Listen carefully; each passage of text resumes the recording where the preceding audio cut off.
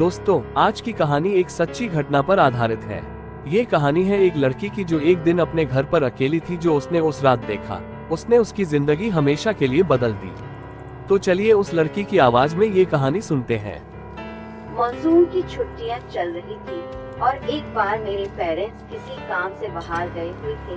मैं घर पर बिल्कुल अकेली थी। मेरी कॉलोनी एक बड़े से पहाड़ के ऊपर थोड़ी सुनसान जगह पर थी। आमतौर पर वहां कोई आता जाता नहीं था। मैं ऐसे ही लेटकर टीवी देख रही थी, तभी किसी ने डोरबेल बजाई।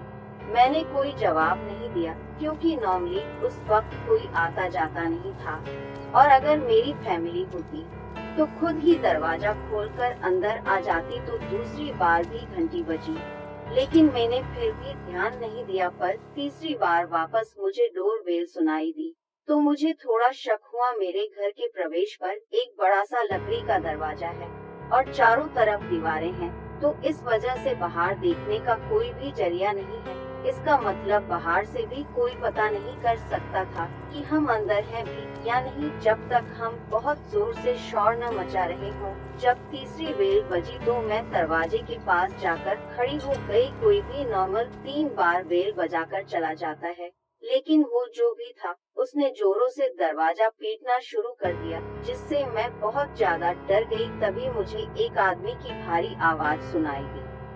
आदमी कहता है, मैं जानता हूँ तुम अंदर हो, चलो चलो बाहर आओ।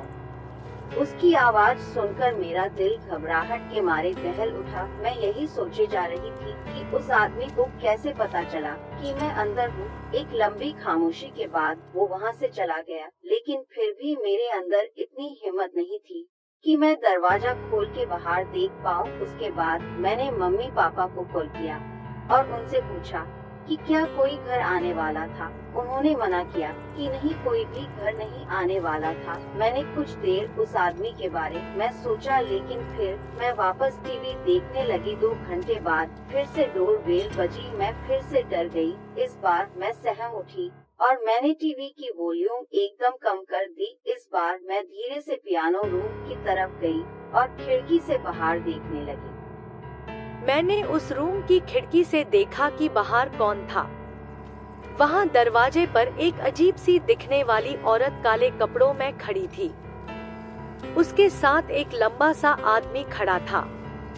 उसने भी एक काले रंग का सूट पहना हुआ था।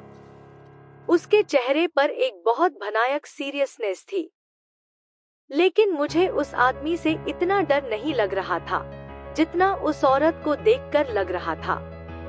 वो मेरे दरवाजे के सामने एक बेहद डरावनी हंसी लेकर खड़ी थी। कुछ देर तक जब मैंने दरवाजा नहीं खोला तो वो वहां से वापस जाने लगी। वो आदमी भी उसके पीछे पीछे चला गया।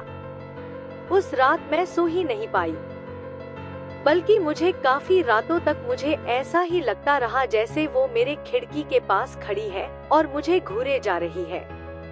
मुझे आज तक पता नहीं लगा कि वो औरत और वो आदमी को थे। क्या पहले भी घंटी उन्होंने ही बजाई थी?